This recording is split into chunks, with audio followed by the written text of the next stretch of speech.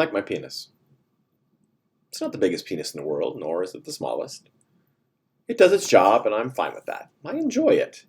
I'm glad I have it, and I do not see the need to part ways with it. But there are some people who have a penis that are not as happy with theirs as I am with mine. In fact, some of them go to great lengths to replumb the works because they feel a drain should be where a pipe currently exists, or vice versa. Then there are other people who like boxes. For them, the box is everything, and everything has its correct box. They have a strong need to categorize what they see and experience and put it into a place where they can catalog and record it and make sense of it. No need for further study once it's categorized, because once they see it and find its correct box, they can put it on the correct shelf next to the other boxes in the correct order. Then, from that time on, they have a concrete understanding of that idea, emotion, or experience, never to be varied. And they know the box is right because they've crafted that box from their previous understanding and experience. Each observed thing goes into its correct box, which has a preformed mold that fits it like a glove, crafted from their understanding of what a certain idea, emotion, or experience should be, and how it all fits with their version of the whole. A problem arises when the ideas, emotions, or experiences one is going through don't exactly fit into that preformed mold that they have created in their preformed box in their mind. Some new part sticking out, and they can't quite close the box around it as they used to. It's the classic square peg, round hole situation. They end up like Fox in the story of the Fox and the Grapes. Fox was walking along a field very hungry when it stumbled across a wild grapevine. Very hungry, Fox thought, if I can just get those grapes, my hunger will be sated and I can continue on my journey. But the grapes were very high up and Fox couldn't reach them. Fox tried to take a running leap, but was far short of the delicious-looking grapes hanging there, just taunting Fox. Fox spied a large rock just over there and thought, if I can move that rock over here, I will have the height I need to reach those succulent grapes. So Fox moved the rock and stood on tippy toes, yet the grapes were still out of reach. Then Fox spied a large branch under a nearby tree that had broken off during the last storm. Fox thought, that branch will give me just enough height to reach those darn grapes. So Fox put the branch on top of the rock and stood on their tippy toes yet again, but the grapes were still out of reach. Fine, harumphed Fox.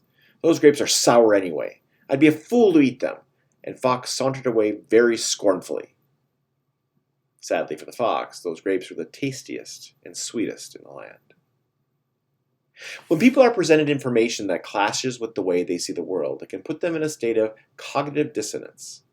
Like Fox in the story, when that happens, they can get very angry at the things that put them in this state, often ignoring the facts.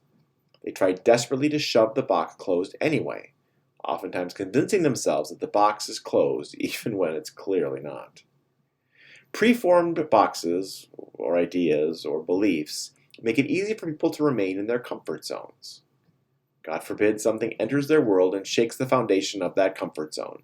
That might ruin the whole cataloging system of their beliefs, and then where would they be?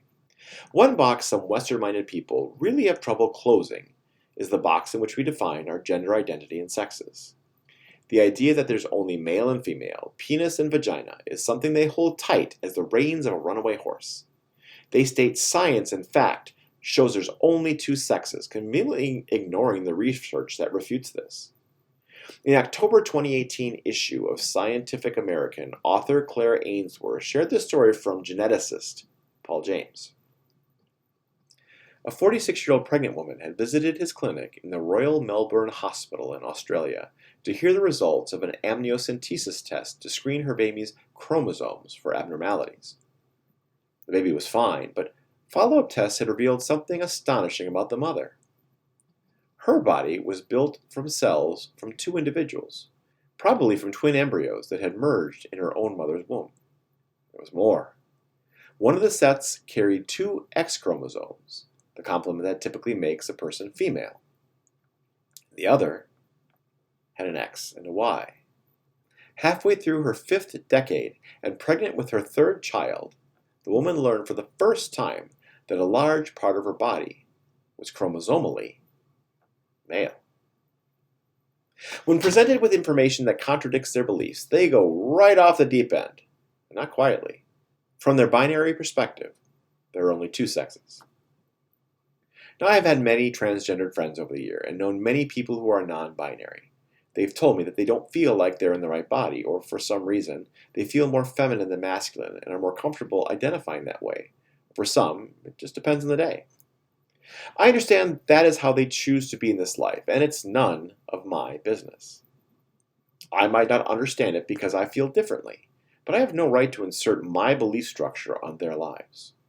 I respect their right as a unique piece of source energy to live their truth without my need to interject anything into that, because I know, in a past life, I was a woman at least once.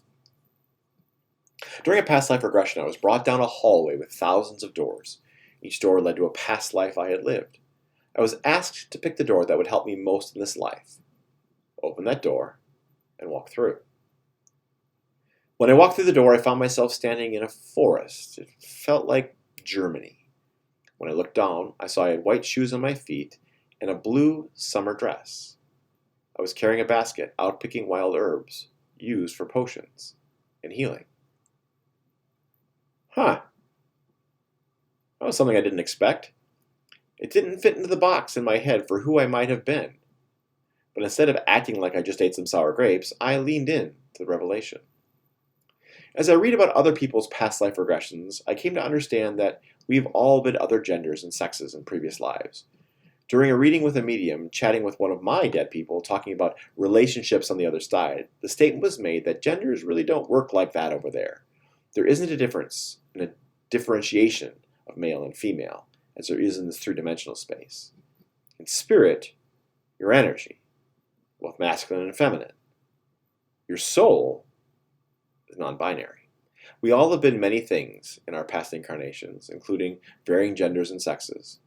At our core, we're a non-binary soul who happens to be in this particular costume at this particular time.